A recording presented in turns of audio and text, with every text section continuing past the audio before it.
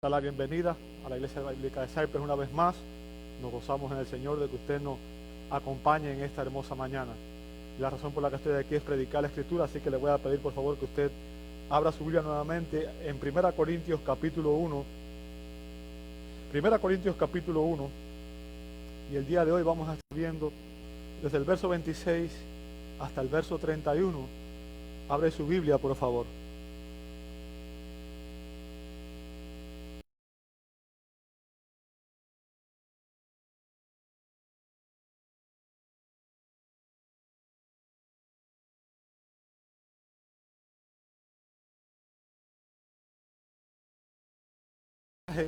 Titulado La sabiduría divina, en la que el apóstol Pablo contrasta la sabiduría de Dios con la sabiduría del mundo, ¿verdad? Te invito a que usted en este momento me acompañe y vayamos junto al Señor en oración, pidiendo al Espíritu Santo que Él nos ilumine para poder entender la palabra. Amado Dios, te damos gracias. Gracias por la bendición de poder congregarnos en tu nombre. Gracias, Señor, por tu palabra, porque ella es lámpara a nuestros pies, lumbrera a nuestro camino. Y, Señor, solamente tú tienes palabras de vida eterna. Por eso venimos ante ti. Te hemos adorado a través del cántico, a través de la oración. Y, Señor, en esta hora queremos adorarte y reverenciarte a través del estudio de tu palabra. Y pedimos, Señor, que tú ilumines nuestras mentes, nuestros corazones, y que la prepares para recibir el mensaje de tu palabra en esta mañana, Señor. Padre, que tu voz sea clara, que tu Espíritu Santo sea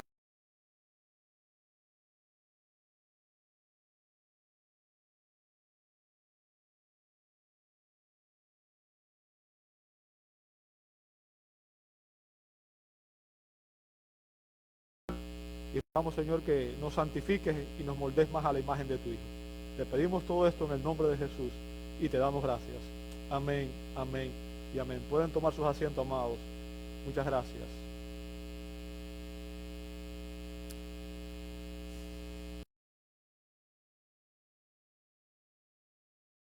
Están llenos de relatos de grandes pecadores cuyas vidas fueron transformadas por el poder del Evangelio. Los anales de la iglesia están llenos de historias de hombres, mujeres, cuyas vidas fueron radicalmente transformadas por el poder de Dios. A lo largo de mi vida cristiana y de mi ministerio he visto cosas asombrosas que humanamente no hay manera de explicar. He visto cosas que ni los filósofos, ni los psiquiatras, ni los psicólogos, ni los sociólogos, con toda su sabiduría humana, podrían entender.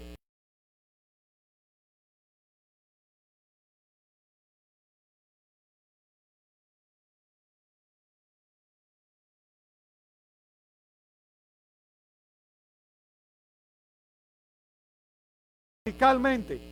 He visto matrimonios y familias que estaban divididas, reconciliarse y restaurarse gracias al poder de Dios, para el asombro de muchos y para la gloria de Dios. He visto a creyentes e iglesias divididas y en conflictos que se han reconciliado por el poder y la sabiduría de Dios. Y es que el poder de Dios es superior a cualquier poder en esta tierra. Y la sabiduría de Dios es mayor que la sabiduría de los hombres. Y precisamente de eso es lo que Pablo está haciendo aquí. Pablo está contrastando la sabiduría del mundo con la sabiduría de Dios. El mundo con su sabiduría cada día está más dividido. Cada día vemos más divorcio, más familia dividida, más división en la sociedad. Sin embargo, en Cristo y la sabiduría divina nos une y nos lleva a estar cada vez más unidos. Y en este pasaje de 1 Corintios 1, 18 hasta el 2, 16, verso 5 específicamente, Pablo nos da 6 enseñanzas que demuestran la supremacía de la sabiduría divina. 6 enseñanzas que demuestran la supremacía de la sabiduría divina. O sea, 6 enseñanzas que demuestran que la supremacía de la sabiduría de Dios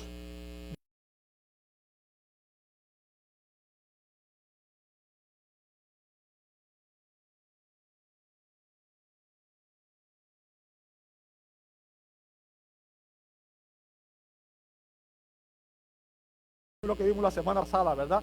La semana pasada aprendimos que Dios trastorna las normas del mundo.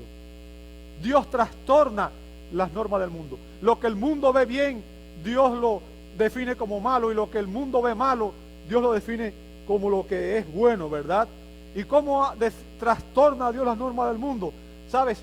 Como vimos la semana pasada en los versos 26 al 28, y como vimos en la lectura bíblica, Dios escogió a las personas del mundo, aquellas personas que el mundo considera necias, débiles y viles. Aquellas personas que el mundo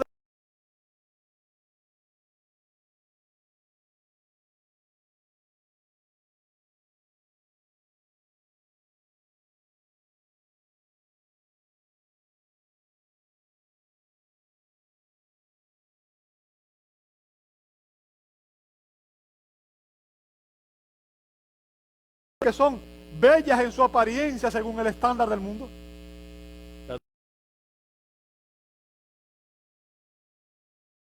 A las personas que sobresalen por su inteligencia, a las personas que sobresalen por su éxito empresarial o de cualquier otro tipo.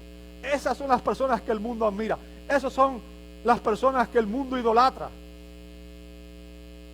Pero Dios, en su sabiduría, ha escogido a aquellas personas que el mundo mira con desdén y con desprecio.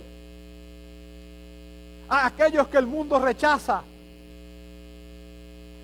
porque no los considera dignos de su atención. Y lo paradójico, amado hermano, es que entonces son esas personas que el mundo desprecia, son los embajadores del reino.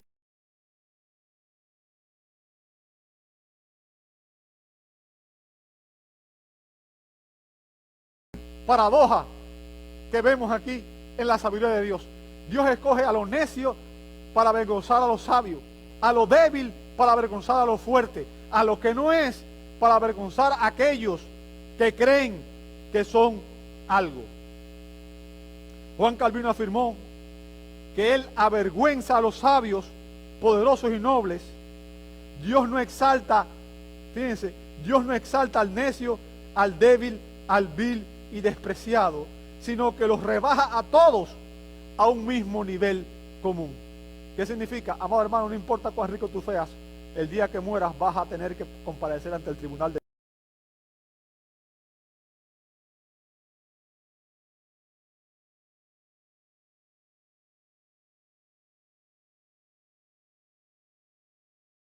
no hay nada en nosotros que pueda hacernos mejor. Dios rebaja a todos los hombres, a todas las razones de comparecer ante su presencia por sus propios méritos.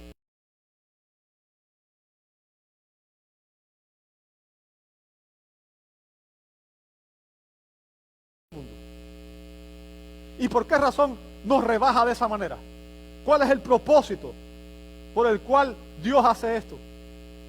Bueno, lo vemos en el verso 29 al 31. Fíjense lo que dice el verso 29. Para que nadie se jacte delante de Dios. Ahí está. Nadie puede pararse ante Dios y decir: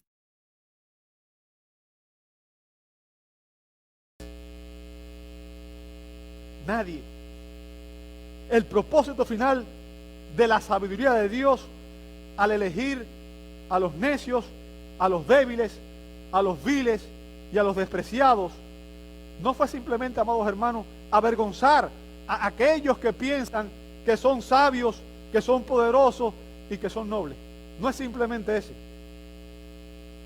sino excluir toda jactancia humana.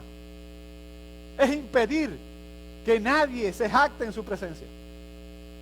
Impedir que alguien pueda decir: yo soy mejor que los demás. Y dejarnos claro que solamente Él y nadie más que Él debe recibir toda la gloria por la salvación que hemos recibido. Si tú eres salvo, no es por nada en ti, es por todo lo que Cristo hizo por ti. toda la gloria es de Cristo. La Biblia deja claro que ningún hombre jamás tendrá una razón para jactarse ante Dios.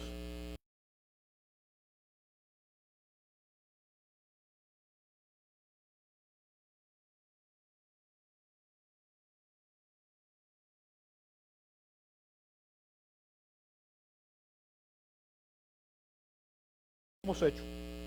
Y déjame decirte, esta lección fue muy difícil de aplicar para la congregación de Corinto, porque estaban insertados en una cultura, la cultura griega, en que la gente estaba muy acostumbrada a jactarse, a exponer sus logros, sus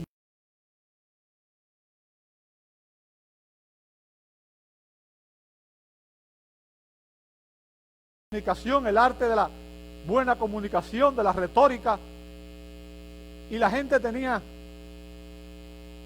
la constante idea de que debían exaltarse a Dios mismos para lograr un estatus dentro de la sociedad. Los corintios se jactaban de los hombres, buscaban los hombres que supuestamente, según la sabiduría del mundo, eran más sabios o que hablaban mejor para ellos desde su punto de vista, hablaban mejor, tenían una mejor retórica, ¿verdad? Y era precisamente eso, su jactancia en los hombres, lo que los había llevado a exaltar la sabiduría humana.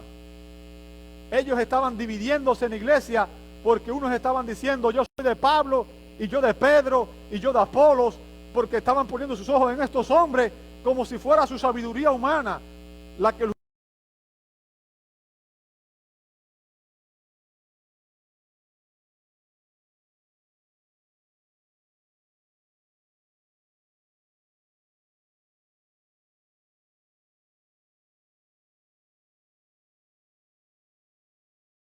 a los hombres. Y ese es el resultado de aplicar la sabiduría. La sabiduría humana nos lleva a tomar decisiones que son contrarias a la voluntad de Dios. La sabiduría humana nos lleva a hacer cosas que, lejos de unirnos, nos dividen. La sabiduría humana nos hace orgullosos, nos lleva a pensar que somos mejores que los demás, nos lleva a murmurar de los hermanos, nos lleva a atacar a aquellos que consideramos que no son dignos. Eso es lo que hace el mundo.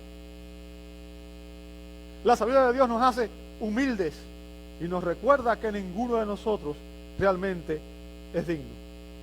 Ningún líder en la iglesia es digno de ser exaltado.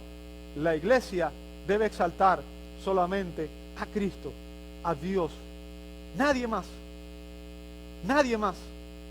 No importa cuán dotado sea, no importa cuán buen ministro sea, al final la gloria es de Cristo, nunca del líder.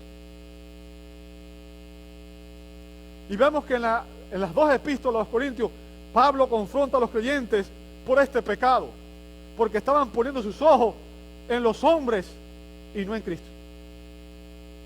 Y para corregir su jactancia, para corregir su error, Pablo les enfatiza una importante verdad en el verso 30. Y yo quiero que usted la vea conmigo.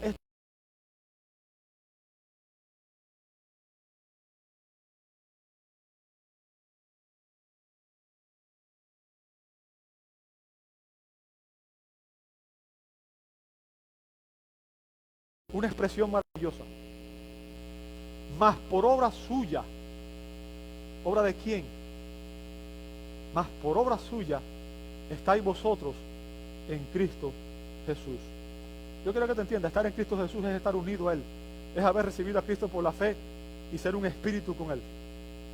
Es tener el Espíritu de Cristo morando en nosotros. Y en este verso, el apóstol Pablo nos enseña primero el origen, escúchame bien, el origen de nuestra unión con Cristo. Y en segundo lugar nos enseña los efectos de nuestra unión con Cristo. Vamos a ver el origen. Fíjense, la frase por Él. ¿Ok? Por Él.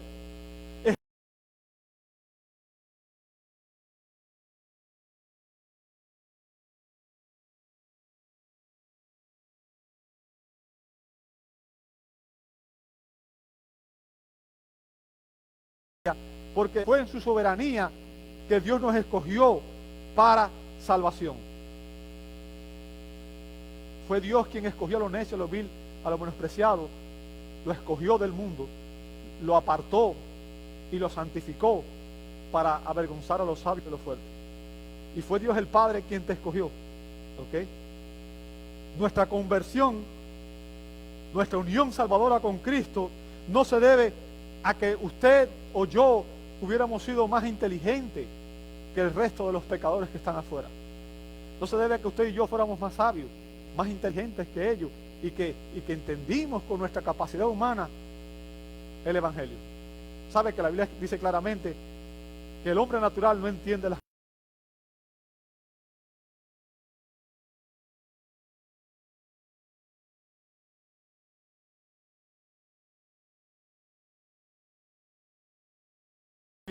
y no obra en él la regeneración, no puede entender el Evangelio. Y lo que Jesús está enfatizando aquí, amado hermano, en este texto, es que el Padre, Dios el Padre, comienza, es el autor de nuestra salvación. Y yo les puse en sus notas 4 versos bíblicos, 3 versos bíblicos, bueno, 4.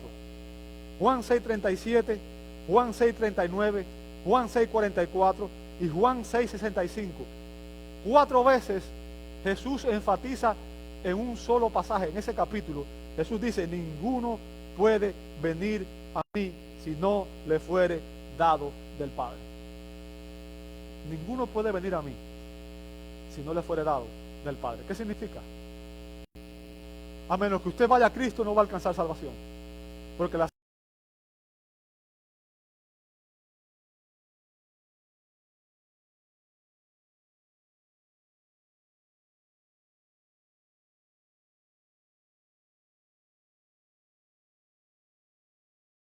el autor de nuestra salvación, el iniciador, la causa eficiente. ¿Ok? Dios nos escogió en Cristo desde antes de la fundación del mundo. No por tus méritos, porque tú ni pensabas nacer. No por nada que hubiera en ti. Dios Padre es la causa eficiente de que nosotros estemos en Cristo Jesús. Y es por eso que Pablo puede decir, fíjense, que por obra suya, por obra de Dios, estáis vosotros en Cristo Jesús. Es la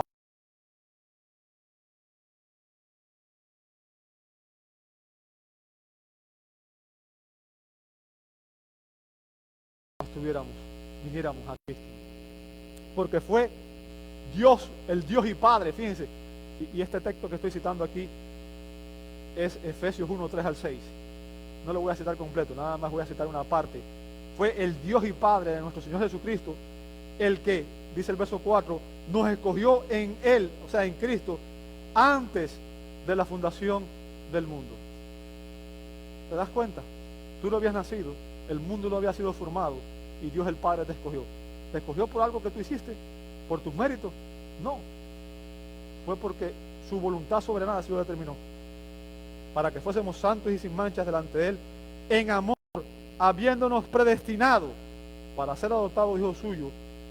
Fíjense, Él nos predestinó para ser adoptados hijos suyos por medio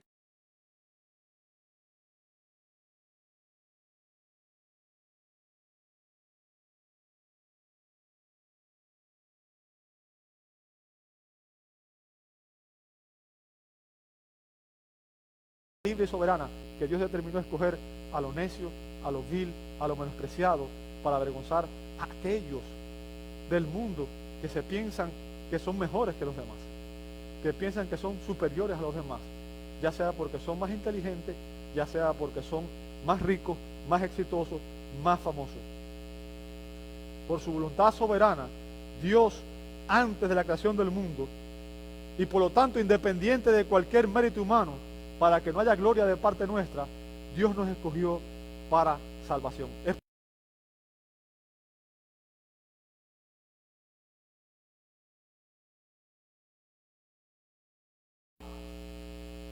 Ese es el grito de la iglesia. La salvación es de Jehová. Eso está en la Biblia. Salmo 3:8, Isaías 45:17, Jonás 2:9. Esos 3 versos nos declaran que la salvación es de Dios. No hay nada de lo que usted y yo podamos gloriarnos. Como dijo Godet, si lo que no era se ha convertido en algo, solo se debe a Dios. Cualquier cosa que tú seas, la gloria no es tuya, la gloria es de Cristo. La gloria no es tuya, la gloria es de Dios. Amado, hemos visto el origen de nuestra unión con Cristo. Sabemos que el Padre fue el que nos escogió y es el que nos llama eficazmente para que vayamos a Cristo, ¿verdad?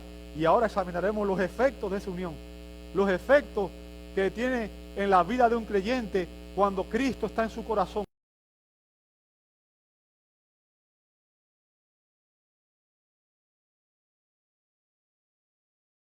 Nosotros, fíjense, santificación y redención. ¿Lo vio ahí? ¿Sabe? Debido a la construcción de la oración griega, yo les digo que estoy de acuerdo con los expositores que consideran que el término clave aquí es la palabra sabiduría. La palabra sabiduría. Esa es la palabra dominante dentro de este verso.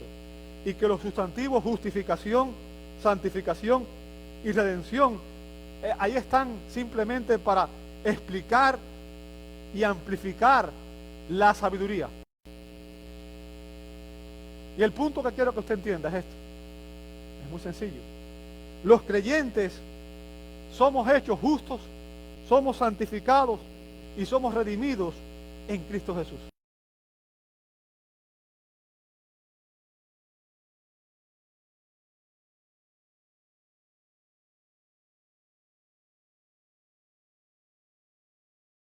El sabio plan de Dios para nuestra salvación.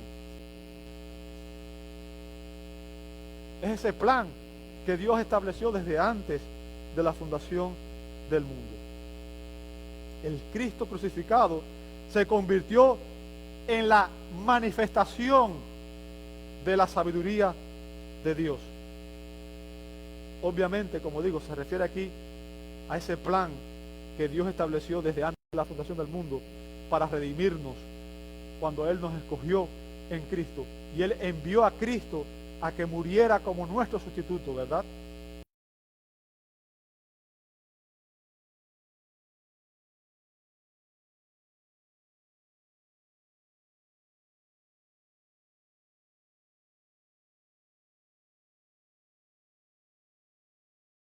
Justicia propia. Bien, una justicia que se origine en nosotros mismos y nunca podríamos tenerla. Ahora, usted y yo sabemos que a veces nos consideramos buenos según las normas del mundo, pero ¿sabe lo que le dijo Jesús al joven rico? No hay bueno ni a uno, sino solo Dios. No hay ningún ser humano que tenga justicia, una justicia perfecta. Ninguno, ni usted, ni yo, ni ningún ser humano. Solamente hubo uno, ha existido uno en la historia de la humanidad después de que Adán cayó, y se llamó Jesucristo. Se llama Jesucristo. ¿Entiende eso? La Escritura deja claro cuál es la condición universal de la raza humana en Romanos.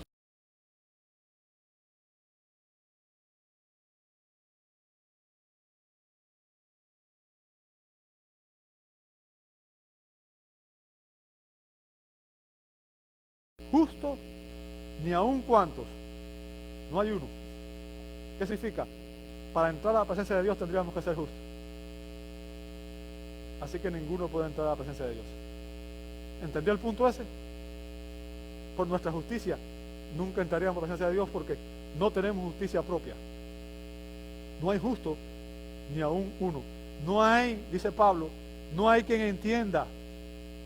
Note lo que dice después.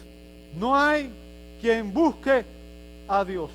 Los pecadores piensan que ellos buscan a Dios, pero lo que buscan son las bendiciones de Dios y no al Dios de las bendiciones. Los favores de Dios, pero no quieren un...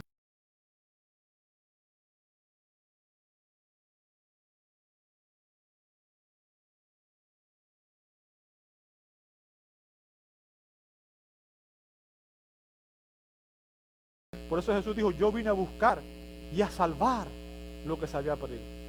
Tú no buscaste a Dios, fue Dios quien te buscó a ti. Fue Dios quien te buscó a ti. Todos, fíjense lo que dice después, todos se desviaron a una se hicieron inútiles. No hay quien haga lo bueno, y aquí se está refiriendo a no hay quien haga lo bueno delante de Dios. No hay nadie que actúe con una justicia perfecta. ¿Ok? No hay, fíjense,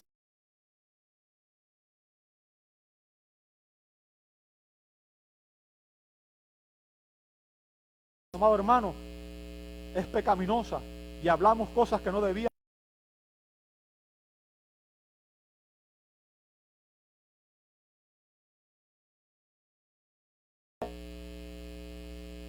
Aún en la iglesia, redimidos murmurando de sus hermanos, sepulcro abierto es su garganta, con su lengua engañan, veneno de áspida hay debajo de sus labios.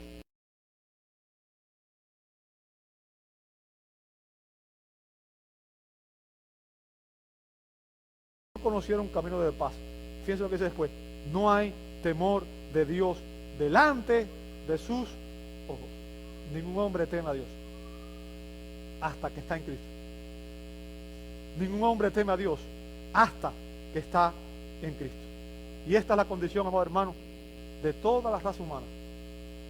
Todos, sin excepción. De ahí la inquietante pregunta que hizo Job.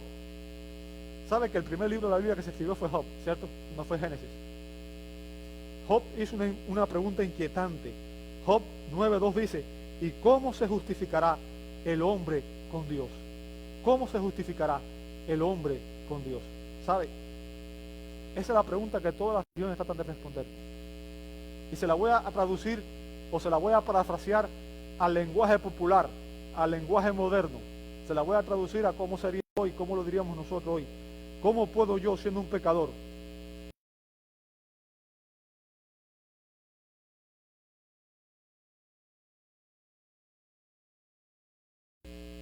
esa es la pregunta del millón de pesos?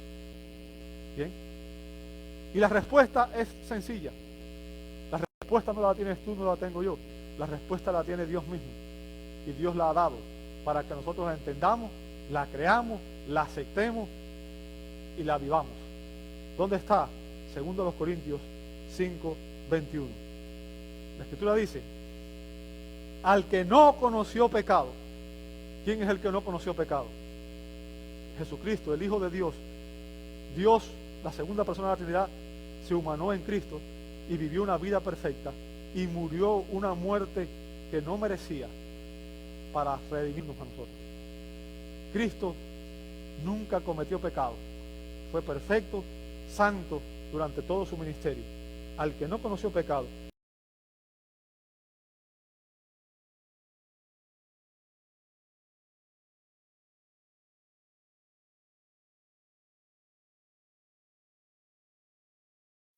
en él. ¿Lo ve ahí? Ahora, aquí Pablo nos explica cómo los pecadores pueden reconciliarse con Dios. Y el único medio para reconciliarse con Dios, amado hermano, es a través de Jesucristo. No es a través de la iglesia, de ningún líder humano, en ninguna otra salvación. No hay otro nombre dado a los hombres en el cual podamos ser salvos, solo en el nombre de Jesús. ¿Entiende eso? La iglesia nos salva, es Cristo. Y aquí se nos enseña algo importante.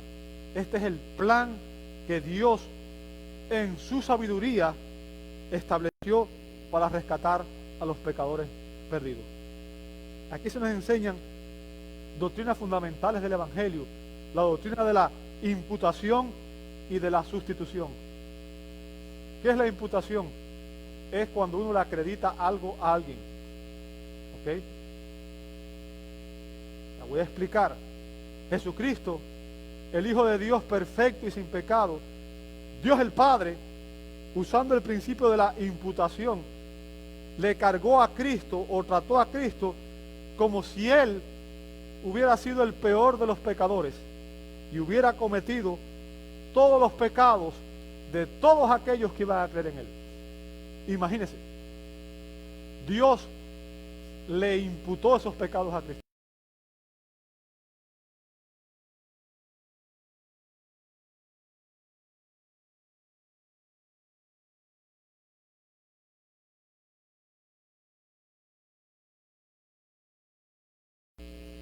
¿Ok? Él pagó el precio por nuestros pecados, por todos nuestros pecados, por todos los pecados de aquellos que creíamos en Él. Jesús fue tratado como si Él fuera culpable de todos nuestros pecados. Y la Biblia dice que la santa ira de Dios se agotó en Él. Por eso Él dijo: Dios mío, ¿por qué me has abandonado? Porque en ese momento la ira santa de Dios estaba juzgando el pecado. Y un Dios santo no puede estar en la presencia del pecado. La ira de Dios se satisfizo en Cristo y el justo requisito de la ley se cumplió para que todos aquellos por los cuales Cristo murió pudieran ser salvos.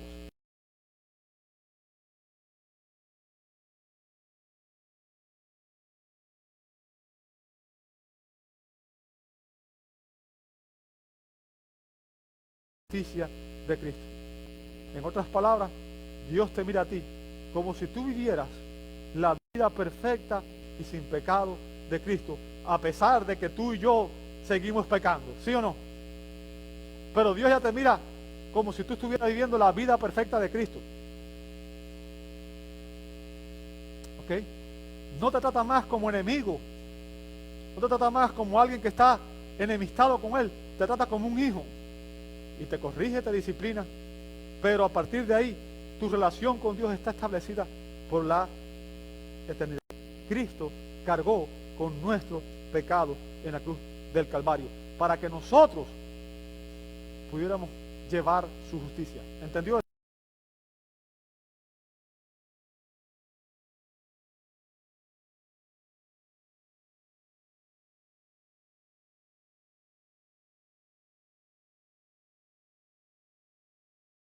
Como si usted y yo solamente hiciéramos las obras justas del Hijo de Dios, sin pecado. Así que la justificación, amado hermano, es una declaración legal o forense en la que la persona impía, y yo quiero que usted entienda eso, Romanos 4:5 dice que Dios justifica al impío. O sea, significa que Dios justifica a aquellos que no somos justos, que somos pecadores. Dios, ese día que usted recibe a Cristo, usted es declarado justo por Dios. ¿Escucha eso? Usted es declarado justo y perdonado por Dios. Es importante que entendamos eso. ¿En base a qué? En base a nuestra unión con Cristo, en base a que recibimos a Cristo como nuestra...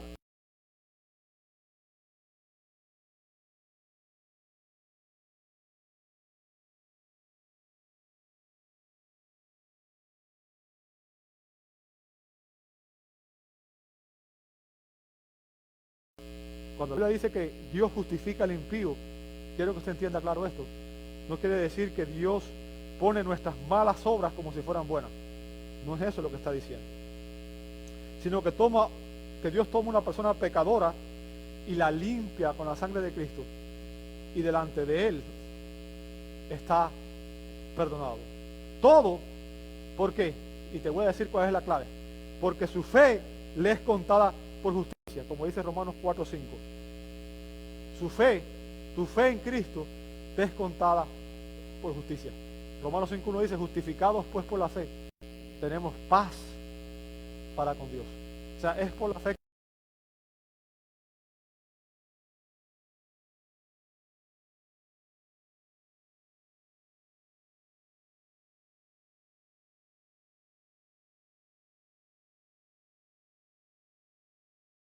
El nuevo nacimiento. Es tu fe, pero es resultado de que Dios trajo en ti una transformación en tu corazón. ¿Ok? Esa persona que ha puesto su fe en la obra de Cristo, en la persona y la obra de Cristo, Jesús, en el sabio plan de Dios para redención, disfruta entonces de paz con Dios. ¿Qué significa? Ya Dios no te mira como su enemigo, como alguien que está bajo su ira, sino te mira como un hijo, perdonado, redimido, aceptado delante de Dios. Y desde el momento que una persona recibe a Cristo por la fe, desde ese momento, esa persona entra en una relación correcta y verdadera con Dios. ¿Me escuchaste? Si tú estás en Cristo, tienes una relación correcta y verdadera con Dios. Ahora, cuando Pablo habla de la redención, en ocasiones este término incluye todos los beneficios recibidos de Cristo. ¿Ok?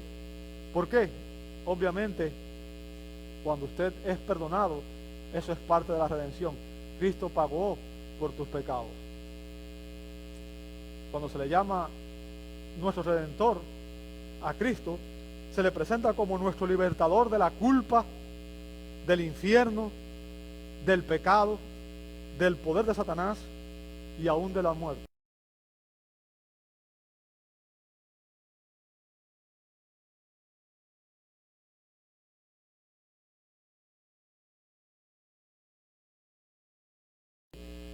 A la redención final, el día que nuestros cuerpos sean glorificados y seamos como Cristo. Que seamos cuerpos que no tienen más relación con el pecado y que nunca más podrán pecar. ¿Ok? Ese día seremos totalmente perfeccionados y estaremos para siempre con el Señor, como dice Romanos 8:23 y Hebreos 9:12. Amado, y como dice Pablo a continuación en el verso 31, Dios hace todo esto para que, tal como está escrito, fíjense, verso 31, esta es la razón por la que Dios, en su sabio plan, estableció esta manera de salvarnos. Fíjense, verso 31, para que tal como está escrito, el que se gloría, ¿qué debe hacer? ¿En quién debe gloriarse? En el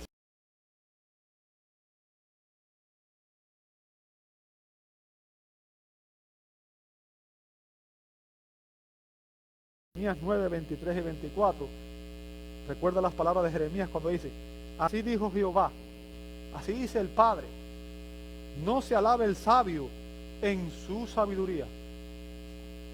Una llamada de advertencia a todos aquellos que pensamos que somos sabios según el mundo. Dice: no se alabe el sabio en su sabiduría, ni en su valentía se alabe el valiente, ni el rico se alabe en su riqueza, mas alábense en esto el que se olvida de alabar, en entenderme y conocerme, que yo soy Jehová, que hago misericordia, juicio y justicia en la tierra, porque estas cosas quiero, dice Jehová. Wow. No hay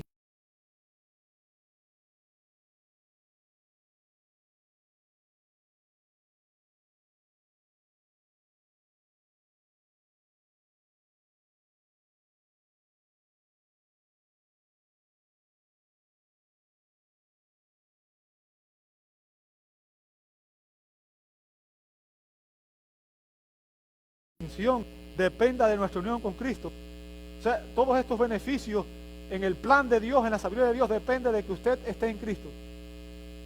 Y el hecho de que Dios lo diseñó de esa manera, el hecho de que Dios en su sabiduría diseñó que todas estas cosas dependan de nuestra unión con Cristo y de su gracia y no de nuestros méritos, es que usted y yo comprendamos que solamente debemos gloriarnos en Él y no en nada más. Es decir, si usted va a ser salvo, no va a ser salvo por sus méritos, no va a ser salvo por sus obras. Nuestra confianza debe estar en lo que Cristo hizo por nosotros, en que Cristo es el Señor, en que Cristo es nuestro Salvador, en que Cristo pagó el precio de nuestros pecados y no en nosotros mismos, no en lo bien que yo me porto, no en lo obediente que yo soy. Nuestra confianza tiene que estar siempre en Cristo y toda la gloria de nuestra salvación debe ser atribuida solamente a Cristo y no a nada en ti y en mí, no a tu sabiduría, no a nada más que hay en nosotros. Ese es el mensaje que la sabiduría de Dios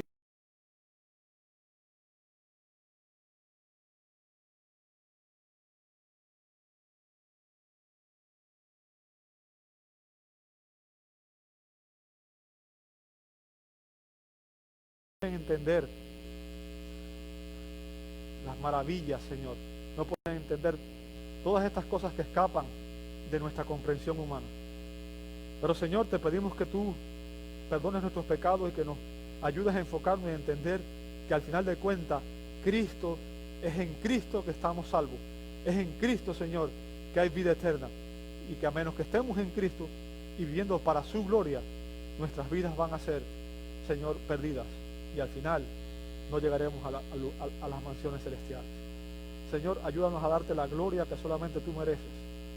Ayúdanos a meditar en esta enseñanza y permite, Señor, que como pueblo tuyo exaltemos tu nombre siempre y vivamos para tu gloria.